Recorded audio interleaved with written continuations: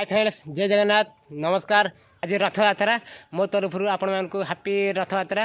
मु प्रभाकर बेरा आपण को स्वागत करुच्ची मो यूट्यूब चैनल। मुझे आशा कर आप भल थे, मुझे भल रही। आपण मैंने प्रभु जगन्नाथ कुमार भल था। मुझे जाऊँगी आप रथ देखापी। मुझे देखेबी आम गाँव किपरि रथ होगी देखेबी।